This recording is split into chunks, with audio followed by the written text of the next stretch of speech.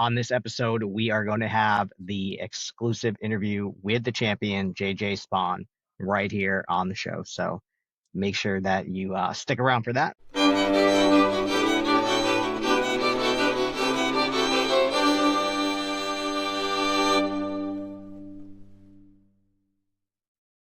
All right. Well, reactions. Incredible. You know what's funny? I think like everybody in the world thought after JJ Spaun just started falling off a little bit, not even falling off, but we all know that the course just grabs you and throws you down in the sand and hides you deep in it. Like, it is tougher than anything else these guys have seen this year, or probably in the last couple of years since the last one at Oakmont. But yeah, just seeing like JJ Spaun just fall back when everybody's 2 under, 3 under, he's back to 2 over, and you kind of start counting them out. Like, okay, just typical JJ Spaun, gets close, but just doesn't make it happen, doesn't finish, doesn't close. And then you just see as the weather delay happened, they thought the greens were going to slow up. They were catching the ball a little bit, keeping them kind of where it would land so it wouldn't roll out at all. It kind of turned the tides a little bit, and JJ Spaun was coming up short on all his putts all day, and I was pulling him back in the rankings, and then all of a sudden his putts started getting closer and started dropping, and I think that rain delay had a huge thing to do with that. So then you start to see how Burns and Scott, who I think were on a high, just playing well and kind of just scooting through, all of a sudden started coming back. And you see people like Rahm and Scheffler, who ended +4 and were in the clubhouse before McIntyre at +1. You kind of just see them like, I'm going to stick around because this could easily come back to me now. And I think JJ Spaun just staying in there, hanging in there, and listening to his caddy, who seems cool as hell, by the way. I think that really kept his mind in the game, and he just did what he had to do. He didn't do anything crazy, but he did what he had to do. And then at the end, that putt was 64.5 feet. Incredible. Cool way to end it. Cheech, you're the historian on this show, especially when it comes to PGA stuff. Where do you rank the performance by JJ Spaun at Oakmont this year? I mean, they were showing a stat on Golf Channel that he's the second person behind Francis Olmet to shoot a 40 or over on the front and still come back and win a U.S. Open. That was 112 years ago. I mean, I give him a lot of credit. I mean, he didn't play bad on the front nine. He just got some horrible breaks. The break he got on 2 from hitting the pin. I mean, we've all hit the pin before and got shafted, but I mean, he hit the pin and rolled 30 yards off the green. I mean, where it could have rolled into the first cut and stayed up on the green. I mean, it rolled almost back down to his feet. I mean, you got to give the guy so much credit for making 134 feet to putt on the back nine to just come back. I mean, it was just insane. I mean, you were looking at putt, he made a 22-footer, 64-footer, a 30-footer. I mean, you got to a point where like he just made one. You're like, oh, that's gonna go in. Like he's not gonna miss it, and it just was unbelievable. And like, you know, some of the. I mean, he took the less aggressive route on 18, and I don't blame him for that. But I mean, Victor Hovland hooked him up big time by going to the same exact spot. That's what I was gonna say. He was talking about it after when I was watching all the stuff afterwards. And he was saying, you know, it wasn't so much the line. He said they knew the line. He said, I just had to see how hard he had to hit it. And then he said about 8 feet out, he was like, oh, that's going in.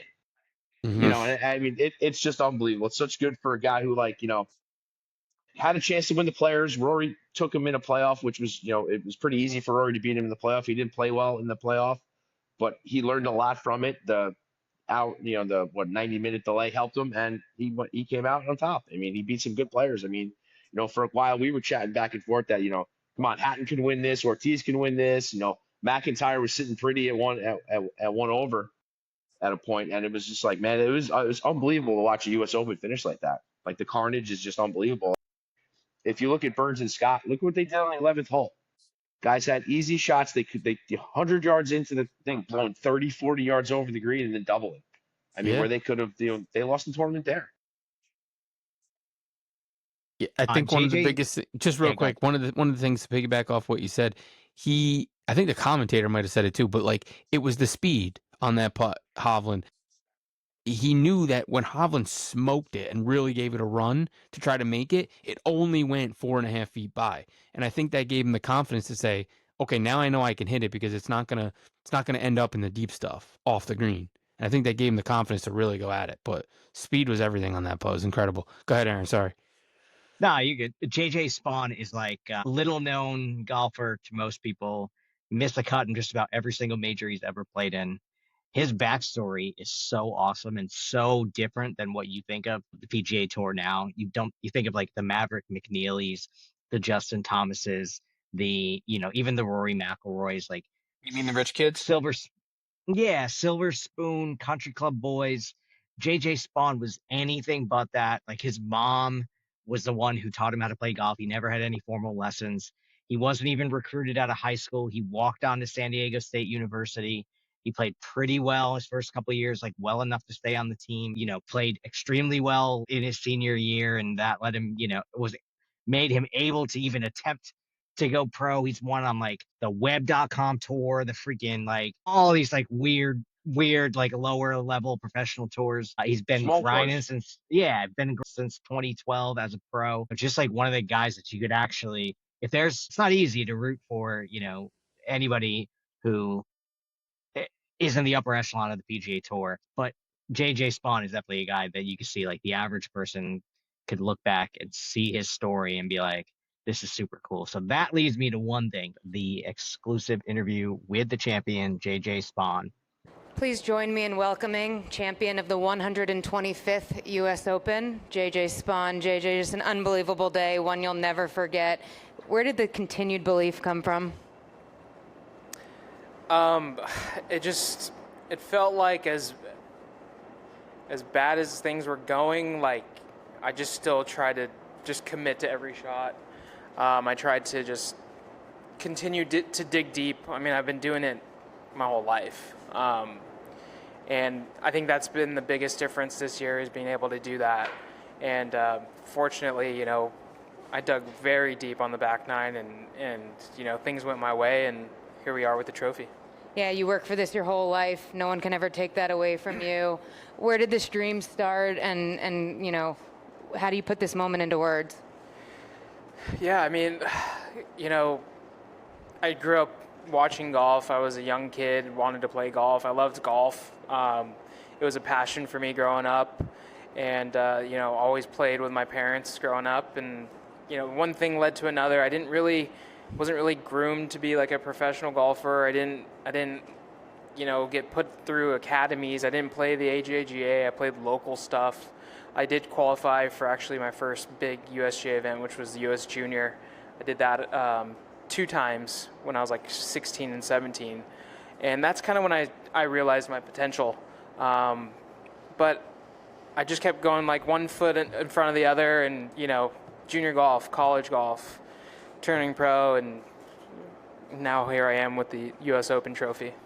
We're going to open it up to questions. JJ, congratulations. Can you take us through the putt on 18? How much of a read did you get from Victor? And then did you know that if that went in that you would be champion? I didn't look at the scoreboard. I knew based off of like what the crowd was saying that I felt like if I 2-putted, like I would probably win. But I didn't want to look because I didn't want to play defensive. Like I didn't know if I had a 2-shot lead. I didn't want to do anything dumb trying to like protect a 3-putt or something. But Victor helped me a lot. Just, it was a foot left of my line, and it's pretty ironic. My first PGA Tour win, almost the same thing happened at the Valero, but Scott Stallings was in a bunker on the last hole. We were in the same group, and the back left bunker, and I hit my 3rd shot on like the back fringe, and I had to literally mark my ball for him to hit the bunker shot. And he, same thing, splashed it out right on my line and just like fed it down to the hole. It was probably like 40-footer, and which was when I was walking up to 18. I was thinking about that moment. I was like, oh my God, like this is meant to be here, because this is the same thing that happened to me for my first win. But yeah, Victor, we kind of got a good line, a good read on the speed. I was more focused on how hard he was hitting it. I kind of knew the line already, but it looked like he gave a pretty good whack because it started raining there for the last 10, 15 minutes. And I just tried to pick my line and put a good stroke on it, and I knew it was going to be a little slow. And about 8 feet out, I kind of went up to like the high side to see if it had a chance of going in. It was like going right in, and I was just in shock, disbelief that it went in and it was over. And yeah, here we are. Now you know his story, Jerome, and you know that the guy's a good golfer. Put him on a LIV golf team for the rest of the season.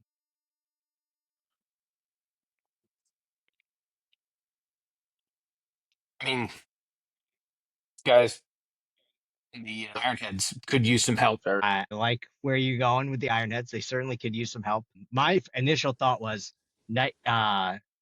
seeing him with a Nike swoosh on and playing for Smash and Brooks. That was like my initial thought was like, let's get him on Smash. He's got exemptions now into the majors. He really hasn't won a lot of money in his life. A little bit of life-changing money. Put him on Smash. If Brooks leaves, he could hang around with Gooch and Kokrak and those guys anyway at the end of the year. What's he get? Like 10? I know 10 years U.S. Open. What else does he get? Couple years in all the other majors. Yeah, I think it's. I think 5 the years. mass. 5 years for the other three. 5 It's years 5 for all years of for them. the other three. Yeah, it's 5 years for the other three. Yeah, That's pretty and pretty 10 years sweet. for the U.S. Open. And I think $4.5 million or something he won for this. This is good for him, Yeah, man. chump change in 4.3. the money category. Yeah, but if he's got exemption into the majors, he doesn't have to worry about OWGR. He doesn't have to worry about qualifying. Like, I mean, Now he has a name for himself. I've always known JJ Spaun. I actually like the guy, but people that didn't and now watched him win the U.S. Open, I think it'd be awesome now that he could shoot that next level of stardom, of fame, going to LIV Tour and showing those guys like, I took my U.S. Open. I got 10 years for the U.S. Open, 5 years for each, and I'll continue. If I do well, I'll get more of those. Let's make it happen. Like, make some payday. Now that people know your name, LIV pays off of, hey, somebody, you're gonna bring a crowd.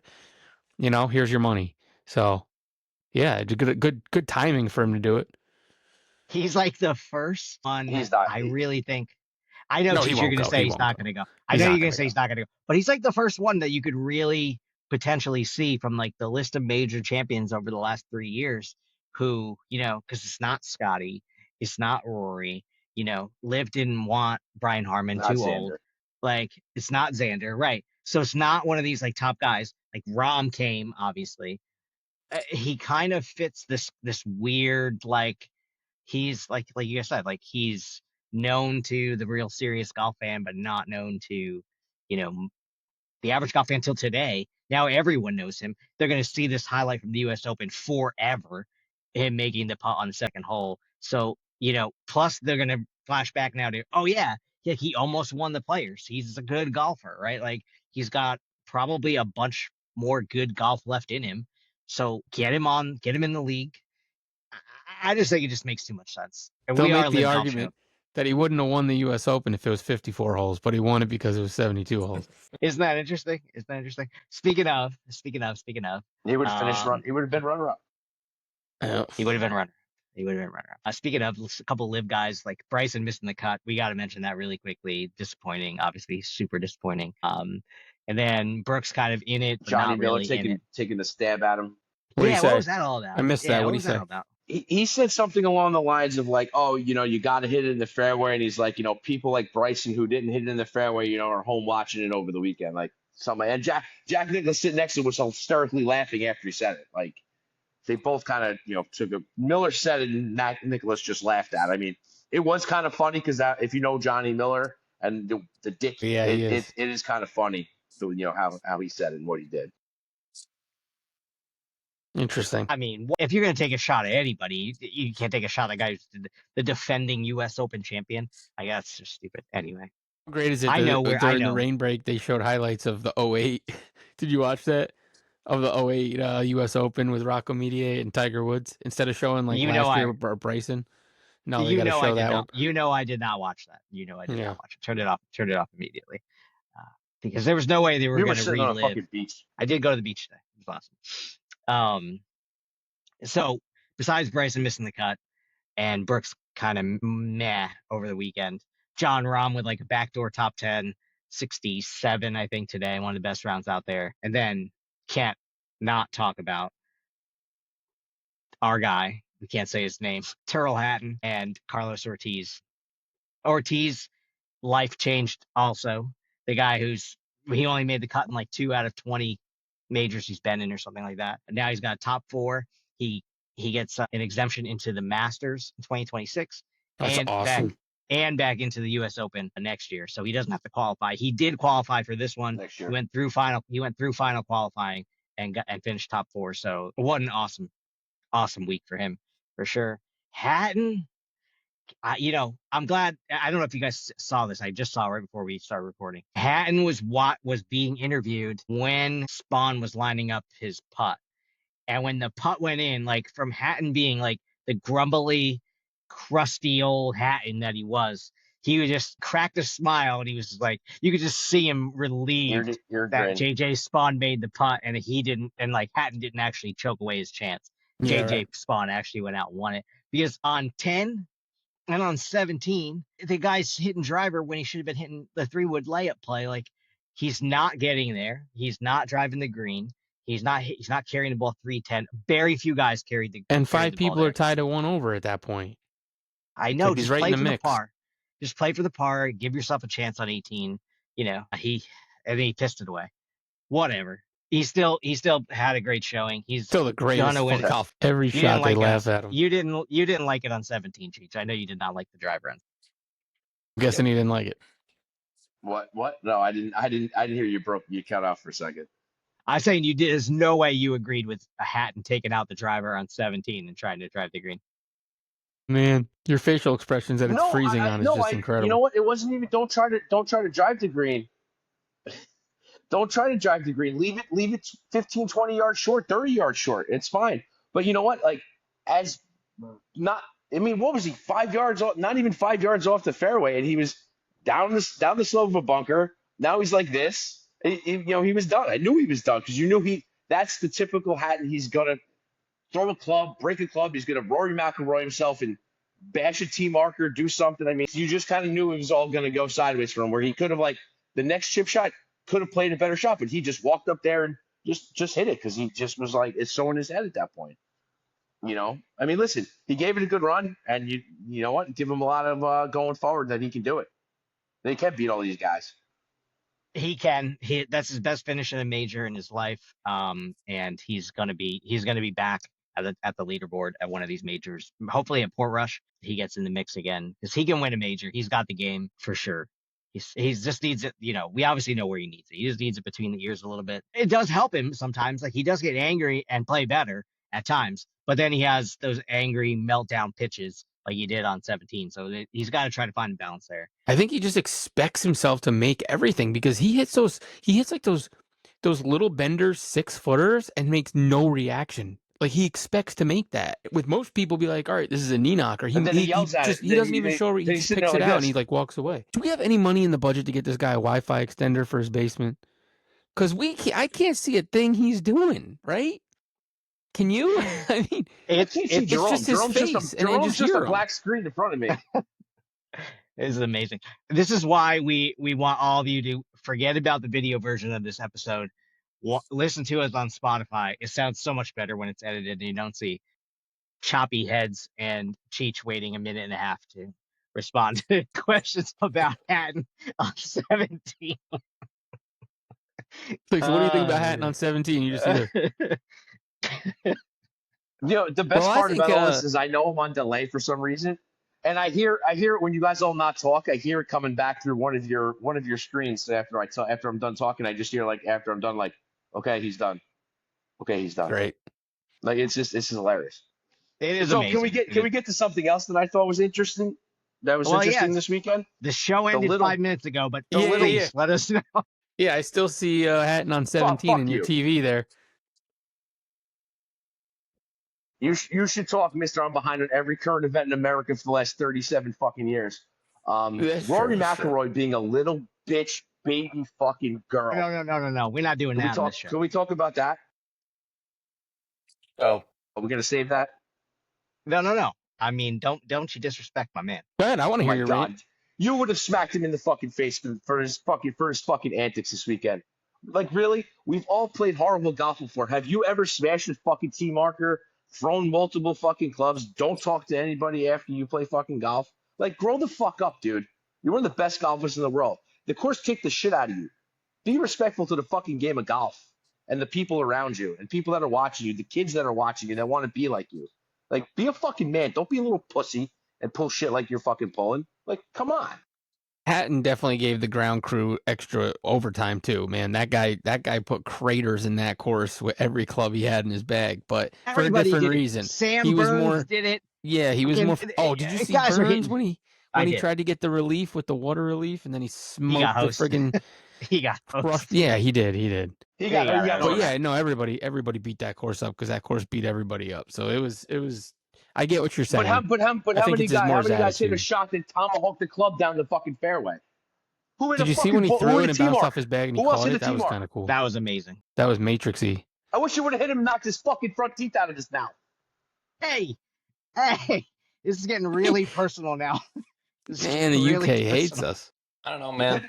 No, sorry, with Aaron. Chicho on Sorry, that. Aaron. No offense. And then you got Wyndham Clark on the other hand, fucking bashing 100-year-old lockers in the locker room supposedly. Like, come on, bro.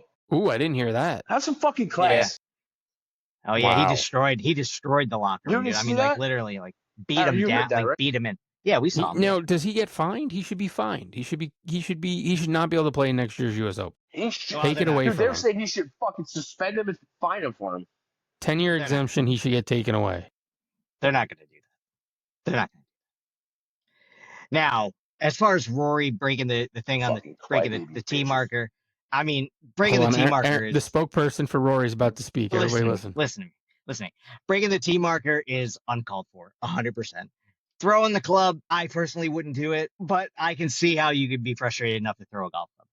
Talking to the media is not mandatory, not required. All right, If Rory stop. McIlroy wants to talk to his fans, he goes on his own social media and say whatever he wants to me.